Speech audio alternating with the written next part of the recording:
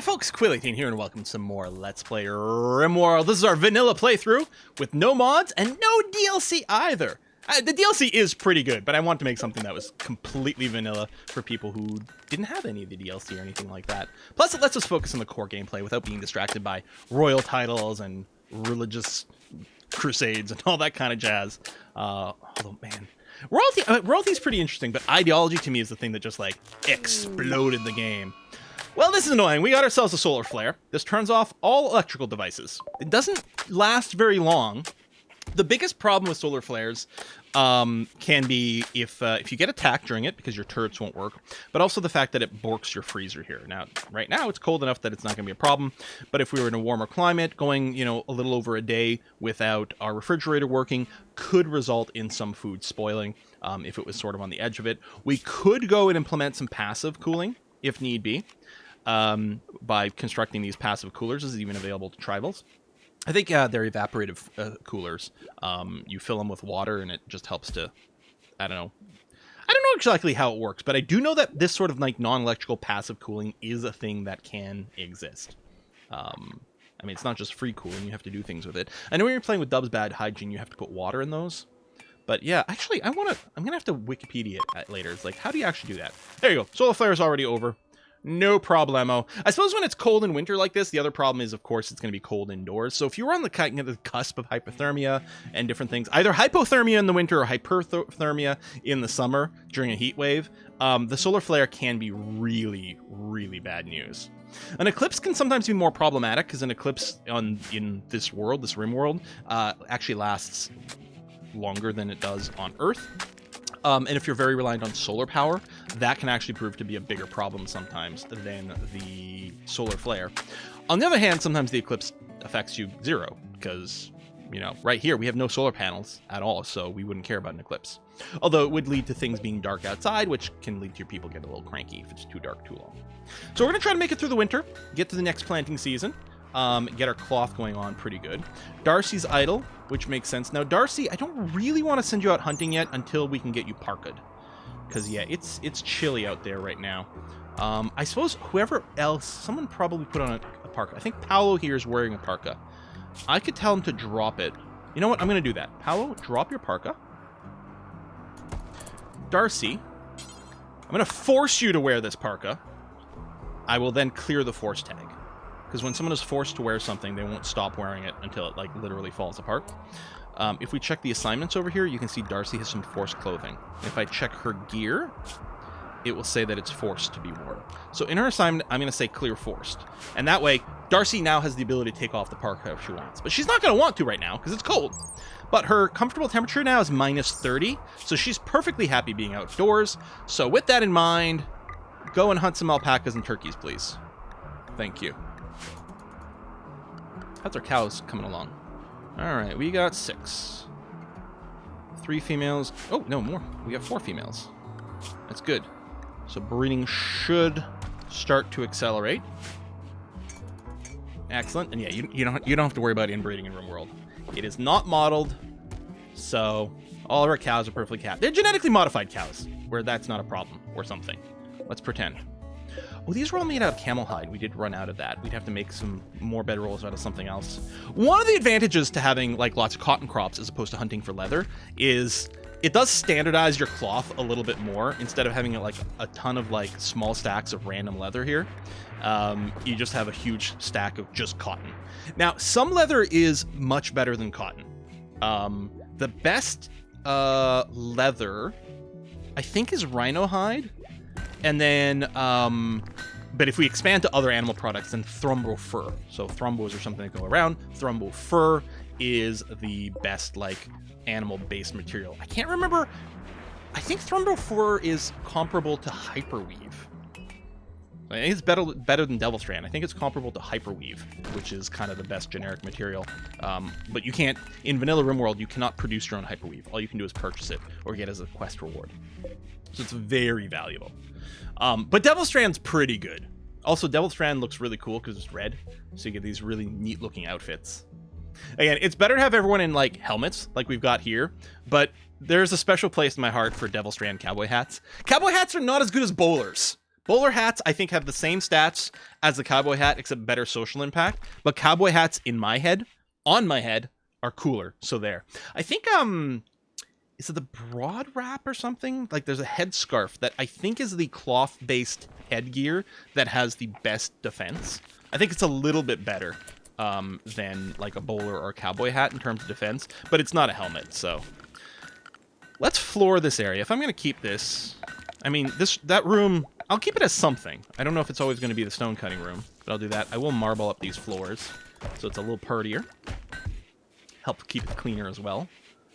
But, you know, someone's spending a bunch of time in there doing the block stuff, so we'll keep them as happy as possible. It might be time to replace these walls. Now, let me check. In vanilla RimWorld, yeah, I can't just replace a wall, which I have to admit, I might like to see added to the base game. There's a mod that I really like. I believe it's called Replace Stuff. It lets you draw new material on old stuff, and what it does is it schedules a deconstruction plus reconstruction job, and just saves you a lot of clicking and time. Because right now, if I want to replace all these wooden walls, I'd have to deconstruct them all, which means everything will be open to the outside, and then reconstruct them out of the fireproof material. But it's probably a good idea. You know, we've got... I don't think Fob is terribly busy right now, just doing a little flooring. I think I actually will do some of that. Do this a bit at a time. I don't want to have our entire roof collapse. Now, I think I pointed out before, construction is a higher priority than deconstruction. So Fob should start to construct this wall now. Oh, gunsmithing is researched. We're going to keep going down here. I'm going to... Let's go to blowback operation. You know what we need? Actually, we need a kill box. Maybe I should be looking for turrets. That's a possibility. Autocannon turrets needs gun turrets, which needs blowback operation. Okay, so we're researching blowback operation regardless. All right. But yeah, we'll have to talk about better defenses, because certainly the raids are going to get more and more dangerous here. But I guess we finished our flak research, yes? Yeah, flak armor is there. I believe we need the machining bench for that. It's not a smithy. Yeah, and it's not going to be the tailoring bench either. So we need to build, under production, we need the machining table.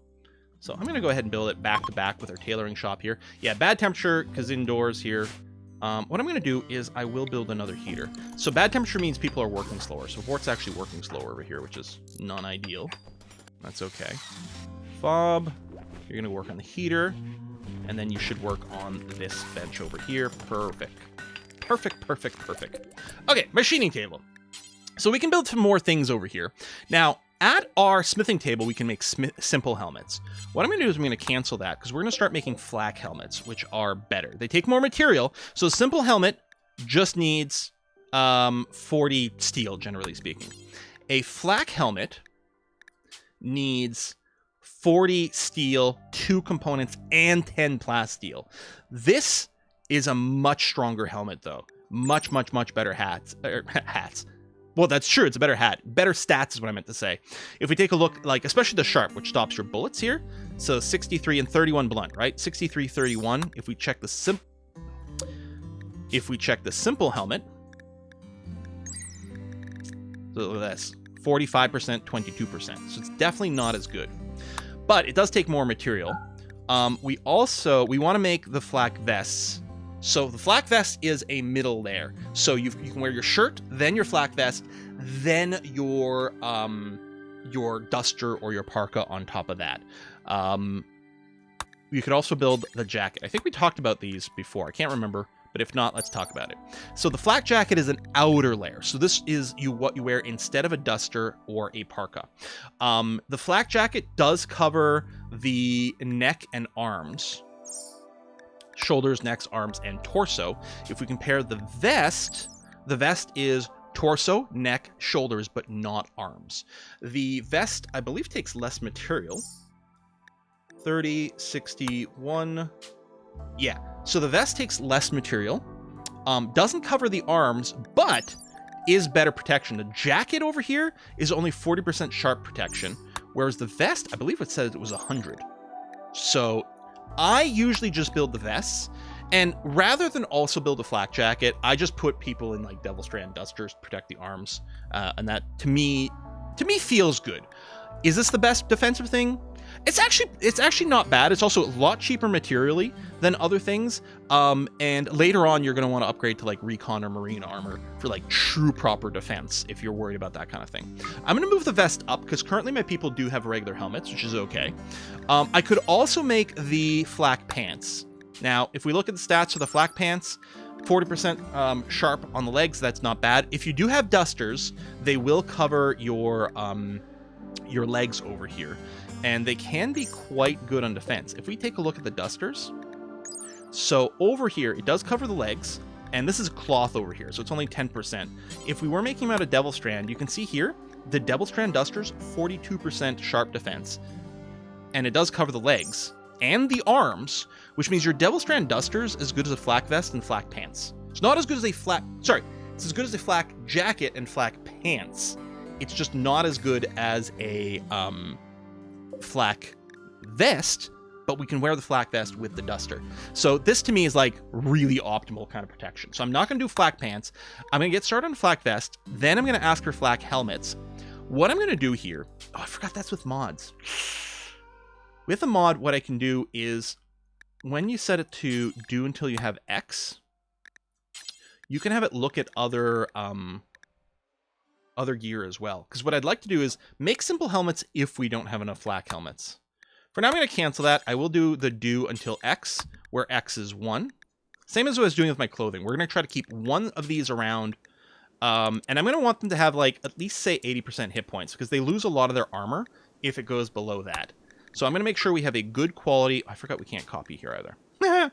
So many things I'm used to mods. We're going to make sure there's at least one decent quality vest and helmet kicking around. I could literally set it quality as well to make sure it's at least normal or whatever, but that should handle itself as our crafters get better.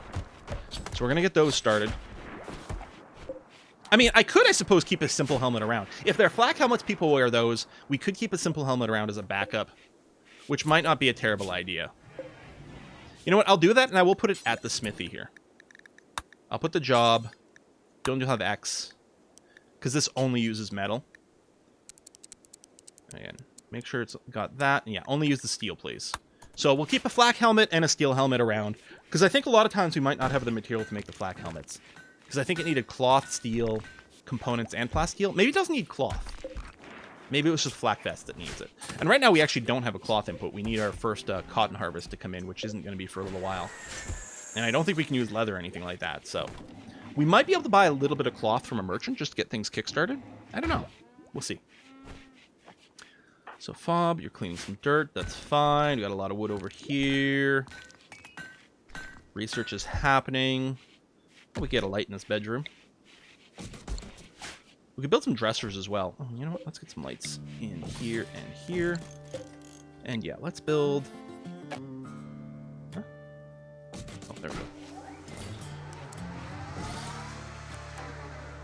Now, this will make the rooms smaller, but it will make them nicer in other ways. Let's make a little rec room over here. I think the only source of recreation I have right now is the horseshoe pin. That's not good. Now, we're not going to be able to fit a lot of things in there. We will be able to do a poker table. We don't have the cloth for it. What I'll do is I'll queue up the poker table. We'll need to build chairs for it later on when it gets constructed. Billiards table is very good. I guess technically we could fit that in there. Maybe we will, because poker table, I believe, is cerebral play. So this is the type of recreation it provides, cerebral play, at 130%. The wooden horseshoe pins give us dexterity play at 100%. I believe the billiards table is also dexterity play at 130%. So we don't need both billiards and the horseshoe pin. We also don't need both the poker table and the chess table, because they both do cerebral, but at different percentages. Well, we know we can't build either one of these right now because we don't have cloth. We've got a horseshoe pin for dexterity play already. Let's get a chess table going on. We'll probably move it later to accommodate for whatever else is going on, but let's just plop it down over there. That's an excellent chair. Cool. We'll leave the excellent chair there, and we'll build another chair right there for people to play chess. And then we can decorate this, and we can have, yeah, this fancy, happy recreation room. poor people. We are getting raided. Pirates, they're attacking immediately. So these are not tribals. Okay, they're all armed with melee weapons right now. Okay, they are attacking right away. Well, let's grab everyone. We need to get a kill zone set up.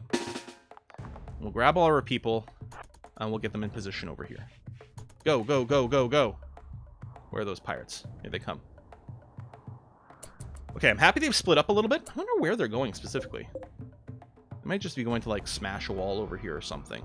But yeah, I'm happy they split up a bit, because it'll give us a bit more time to take them down in pieces. But we need to get a kill zone. Kill box. Different terms, different use. You don't need the kill zones, but they do make you a lot sturdier.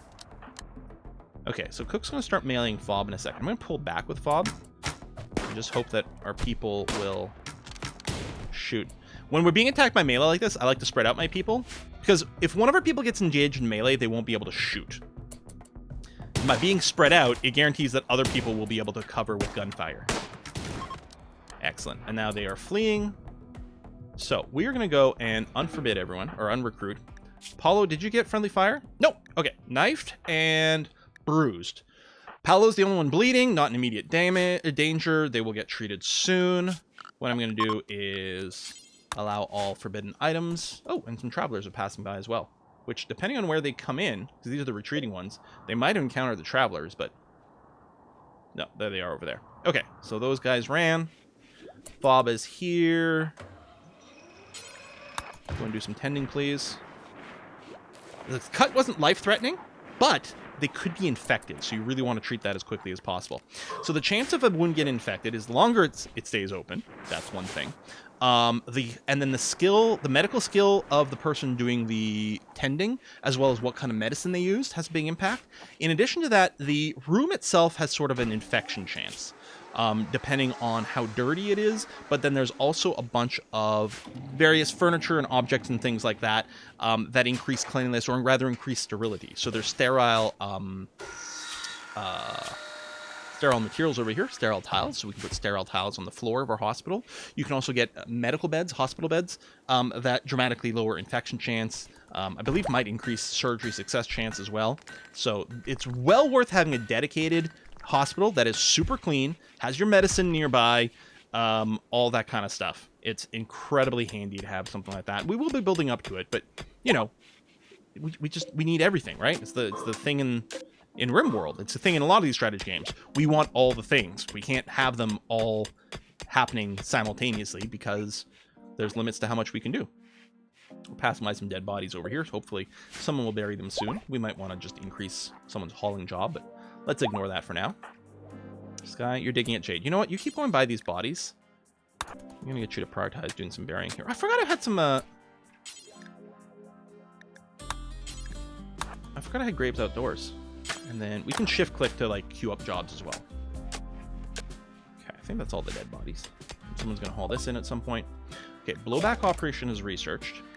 So I would like to make our own guns, but I might not mind putting on a couple of gun turrets early on. Gun turrets do need some maintenance and things, but they do give you an extra level of punch.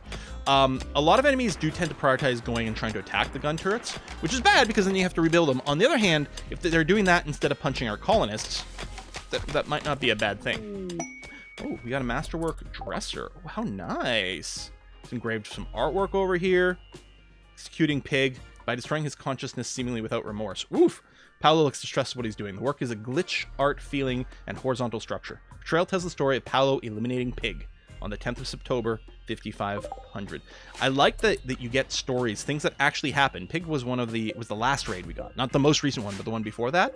We killed someone named Pig, and I guess Paolo did it. Interesting. Yeah, I like the procedural art that way. Could use some cleaning. We did queue up some hunting for Darcy, so she was probably doing that. And now, yeah, just getting a little recreation from stargazing. I think if we build a telescope, they will use that for stargazing instead. I guess it's solitary relaxation probably here. And yeah, you can see Darcy, if we look over here, is kind of bored from solitary and social interaction. You need variety of recreation things. If people keep doing the same thing all the time, then they aren't terribly happy. So right now, they have access to solitary, social, and dexterity recreation. They will get access to cerebral as soon as the chess table is done, and that's going to help a lot with recreation. Because they will try to, I think they will prioritize recreation that they're not bored of, and I think they will gain their recreation bar will fill up faster if they're doing something they're not bored, which is nice. Okay, good chess table, normal chair. And yeah, as long as Fob is doing all the construction work, Fob will continue to gain skill in that relatively well. Looking forward to the summer. We really want to get some cotton growing. It's going to make a big difference for us. But I guess now might be time to plan out a little bit of a kill box. Ideally, you probably want the access in and out of your base to be kind of as centered on the map as possible, because you want your people to be able to get in and out sort of in the center of the map. We can have these secondary doors, and they should be okay. But yeah, there's all kinds of reasons. Enemies will sometimes go to the closest wall if it's a sapper tap attack. That being said, this is feeling kind of like an okay area to maybe set up as a little bit of a kill zone. So what are we talking about with a kill box, a kill zone? Again, different ways that you can word things. Well, what you want is one place that is okay. First of all, it's going to be the bait. It's going to be the area that enemies are going to be drawn to. Now, generally speaking, enemies will be drawn to your pawns. So if you just put your pawn outside over here, enemies will generally come to this area. As we've seen, that's where they keep coming in. The other thing we could do is we could leave this door open. And what's going to happen there is enemies will always know they can come through here and have access to the base. This will continuously draw them over here. Now, we had it closed mostly because we were getting annoyed by like wild animals coming in and eating our crops. But maybe we do start getting this open. So that's one thing with the kill zone. It's a predictable way that enemies will come. But ideally, you also want it to be something where you're going to be able to murder these guys a lot easier. Well, it's not murder if it's self-defense, but you know, still, we're going to want to killify them as effectively as possible. And there's a few things we can do with that. So I'd like this to be out of limestone just for overall toughness, but I'm not sure. I think I'll save the limestone for internal construction. Speaking of, this has got to get rebuilt. I forgot about that. So I'm just going to use some wood for now. And the advantage of wood is it does build very quickly. So what we're going to do is we're going to build a walled off area in general that we can use. So let's say we do something like this, okay? And then we're going to put in a little hole, say over here. So what is going to happen? Enemies are going to come through here, and they're going to funnel through this area. And then we're going to have a defensive structure. We'll go and we'll redesign this in a scooch, but right now it's still going to work. So this way, we're going to kind of guarantee that enemies are going to come in through here. And then we'll have this spot to attack. So that's kind of a basic start to a kill zone. The other thing we can do is we can do some fun trappy things. And also, our people can move around, but our turrets can't. So we are currently researching gun turrets. So the kill zone, the kill box, one of the things it's designed to do is to bring enemies to where your turrets are in some fashion. So once we get the turrets up, we're going to be adding them over here. And also, if you know that enemies are going to be coming here, you can do some things with some traps. So let's say I design a little hallway that goes like this. And then, under security, I decide to build some spike traps. Steel spike traps do the most damage. Stone do a fairly decent amount. Wood doesn't do a lot of damage. However, wood continues to be very quick and easy to build, and therefore is fairly appealing for these things. You can't build traps right next to one another. You have to have at least one gap of space between them. And, you know, there's a lot of things you can do with traps. You can, you know, put them all over. But ideally, we want to guarantee that our enemies are going to walk on top of them. So by building a little tunnel like this, for them to enter your kill zone, they're going to be forced to trigger a lot of these traps. And even though these wooden traps here don't do a lot of damage, it's still going to kill a lot of lightly armored things. A manhunting pack of animals will get hit by these and take a lot of damage. You're still going to get some decent value out of this. Now, our people, we don't want our own people to walk through these traps. So what you tend to do is you can do something like this. So now your own people will be able to use these doors to access these traps and work on them.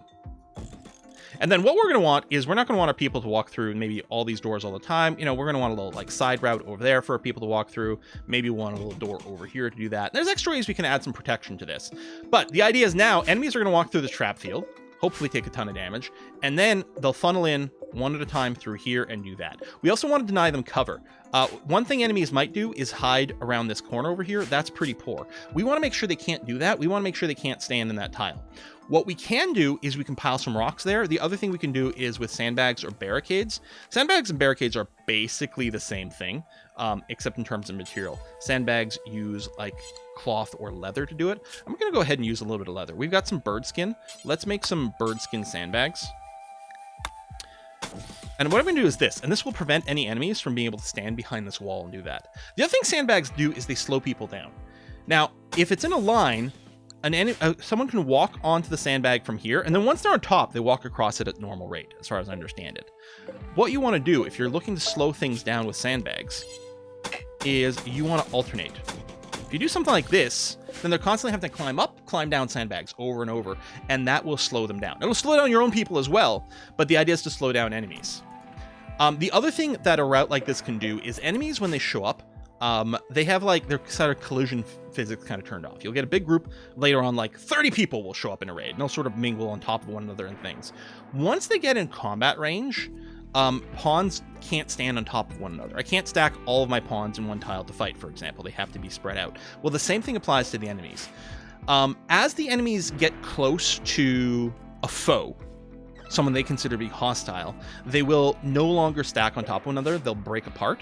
And with this sort of structure, they'll really be forced to funnel in one at a time, which makes it a lot easier to just continuously kill one at a time. Bop, bop, bop, bop, bop, bop, bop. So those are the basics over there. There's all kinds of other considerations you're going to want to do. If you get turrets down, you're also going to want to consider the range of the weapons that your people are going to be using. You're going to kind of want to optimize for some of those things.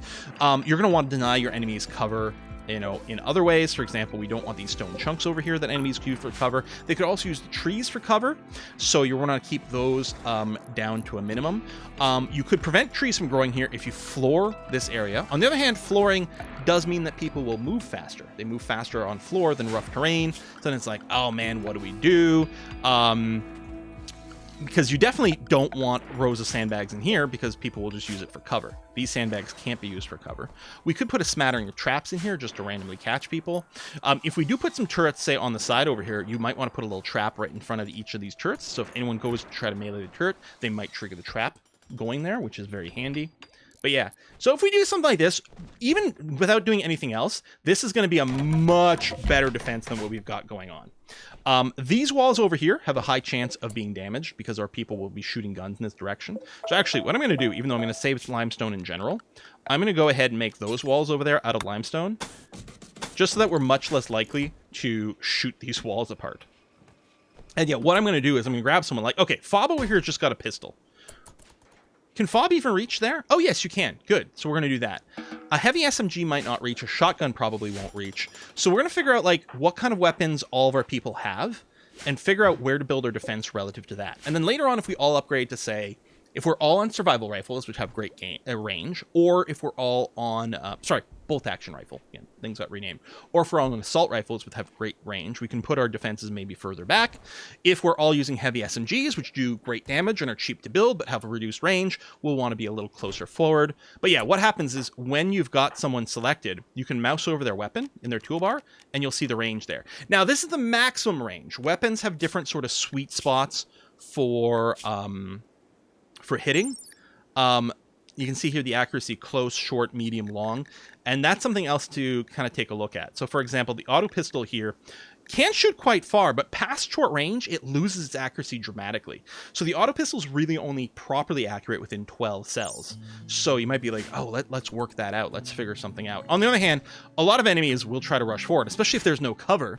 So they might just get shot a bunch on their way to getting close, in which case, you know what, let's let them, we won't be very accurate, but we are going to take a lot of extra pot shots at them, and so that's going to be okay. So there's a lot of little consideration to do with the defense. This is certainly, like, my kill boxes are notoriously quite poor, so don't use this as gospel necessarily, although these sorts of things are really handy, I gotta say.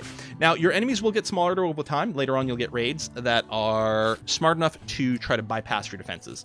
They will try to chop down a wall or even use grenades to blow up a wall to go around things. And sometimes you can get raids that drop right into your base itself. Those raids tend to have fewer people, but they tend to be much, much, much more dangerous by virtue of the fact that they've bypassed your defenses. So usually you'd prefer not having those. Yeah, they're lighter raids, but you usually would prefer having a heavier raid that comes in through your front door in a much more predictable way and to encounter your defenses whenever possible here. There you go. Got those little sandbags in there, which is going to be great.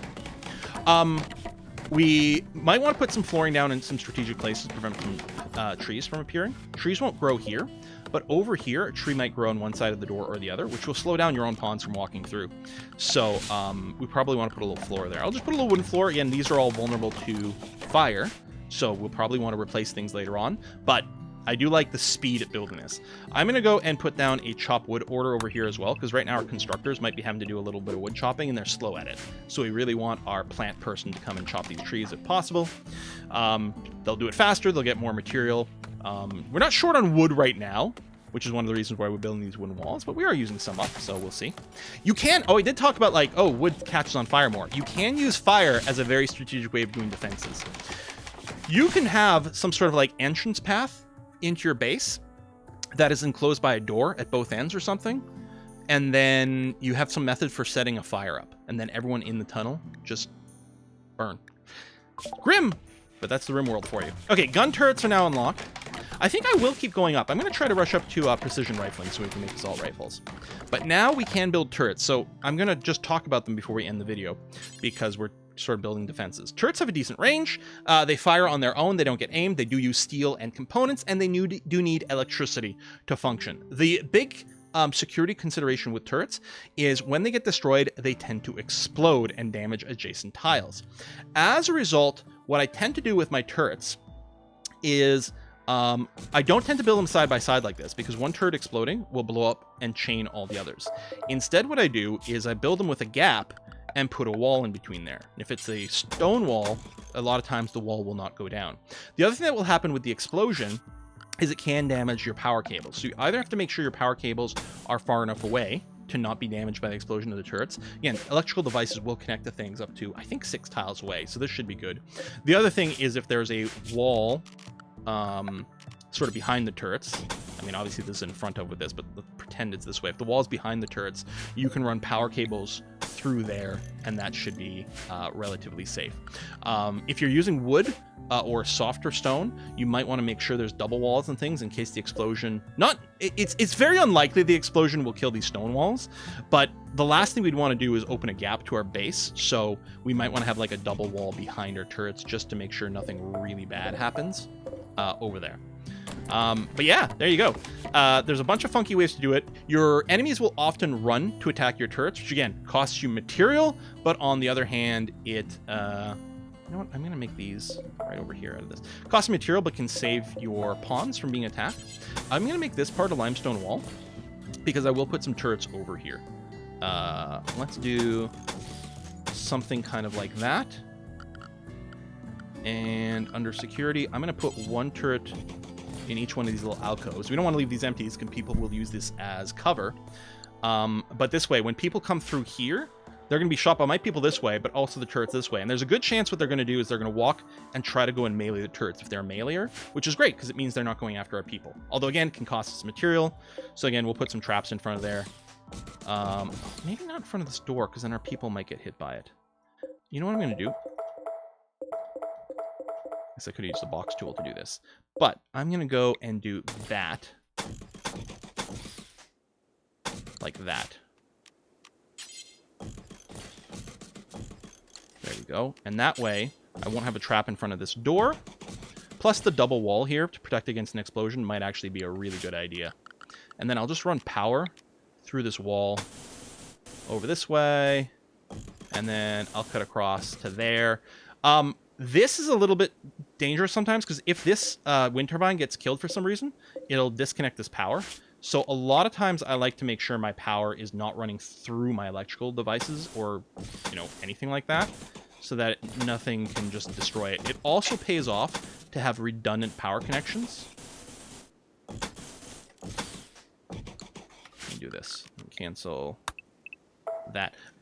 We'll probably want to do something like that because something can just damage this and then all of a sudden our turrets are off, which is bad. So I'm going to want a secondary power line some way. What I probably will want to do actually is do something like smooth this so we can run power through this.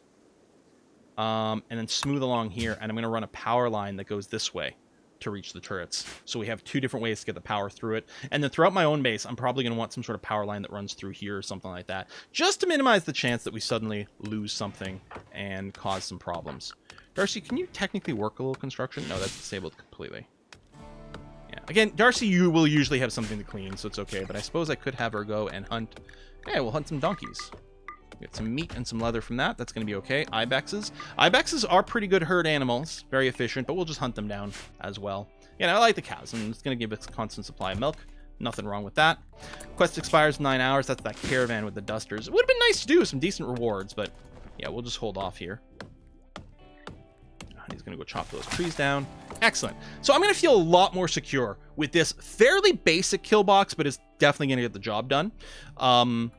And yeah, what the next thing really for the kill box is going to be to just set up this barricade a little bit better. But for now, we're okay. And notice this door is open. So any enemies think they can walk directly into our base this way. So they should hopefully be encouraged to come in this direction.